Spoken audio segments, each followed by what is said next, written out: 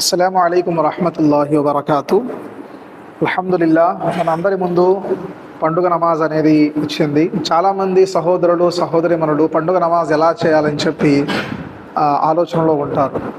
ఈరోజు నేను మీ అందరికీ ఆడవారి నమాజ్ అయితే చెప్పలేను, కానీ మగవారు పండుగ నమాజ్ ఎలా చదవాలి అనే విధానాన్ని ఇన్షాల్లా నేను మీ అందరి ముందు చేసి చూపించడానికి ప్రయత్నం చేస్తాను. పండుగ నమాజ్కి ముఖ్యంగా మనం చేయవలసిన విషయం ఏమిటంటే సంకల్పం చేసుకోవాలి. సంకల్పం ఏమని చేసుకోవాలంటే ఈ సంకల్పం వాజిబ్ నమాజ్గా మనం చేసుకోవాలి. ముందుగా మనం సంకల్పం నేర్చుకుందాము. ఎప్పుడైతే మీరు పండుగ నమాజ్ కోసం నిలబడతారో, మీ ఊరిలో ఎక్కడైనా మస్జిద్లో అయినా ఈద్గాహ్లో అయినా ఎక్కడైనా మీరు పండుగ నమాజ్ చేసే సమయంలో ముందుగా గమనించాల్సింది, మీరు ఏ నమాజ్ చదువుతున్నారు. రమజాన్ పండుగ ఈదుల్ ఫిత్ర్ నమాజ్ చదువుతున్నారా, లేదంటే బక్రీద్ పండుగ ఈదుల్ అజహా నమాజ్ చదువుతున్నారా అనేది మనం గమనించుకోవాలి. ఎప్పుడైతే మీరు ఏ నమాజ్ అయితే చదువుతున్నారో ఆ యొక్క నమాజ్ని ముందు పెట్టుకొని సంకల్పం అనేది ఇలా చేసుకోవాలి. ఏమని అనగా, ఈదుల్ ఫిత్ర్ యొక్క 2 రకాతులు వాజిబ్ నమాజ్ చదువుతున్నాను, 6 ఎక్కువ తక్బీరులతో సహా. ఓ అల్లాహ్, నీ కోసం మా యొక్క ముఖం కిబ్లా వైపు. ఈ యొక్క సంకల్పంతో నమాజ్ అనేది మనం మొదలు పెట్టాలి. అప్పుడు ఎప్పుడైతే మీకు ఇమాం గారు అల్లాహు అక్బర్ అని చెప్పి 2 చేతులు పైకి ఎత్తి 2 చేతులు ఇలా కట్టుకుంటారు, ఎప్పుడైతే ఇమాం గారు కట్టుకుంటారో మనం కూడా వెనక నుండి అల్లాహు అక్బర్ అని చెప్పి మన 2 చేతులని మన చెవుల వరకు ఎత్తి 2 చేతులను ఎలా కట్టుకోవాలి. మొదటిసారి 2 చేతులు కట్టుకున్న తర్వాత సనా చదవాలి. ఆ సనా ఏమిటి?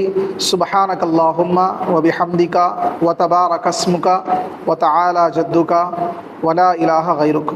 దీన్ని మనం సనా అని చెప్పి అంటూ ఉంటాం.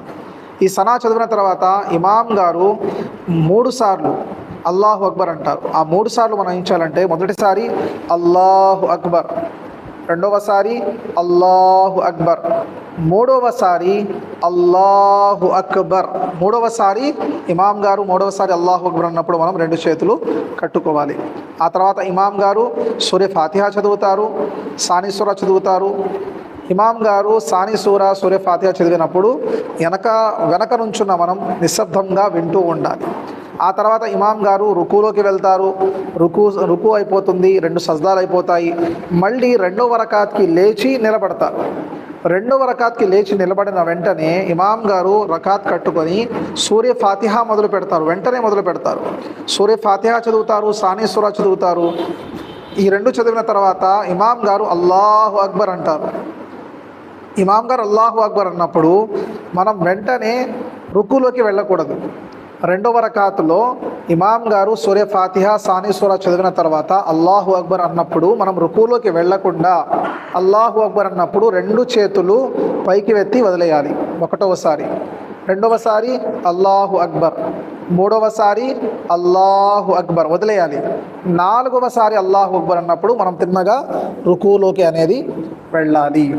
ఇలా నమాజ్ రుకు అవుతుంది, 2 సజ్దాలు అవుతాయి, అత్తహియాద్ అవుతుంది. ఇవన్నీ అయిన తర్వాత ఇమాం గారు సలాం తిరుగుతారు.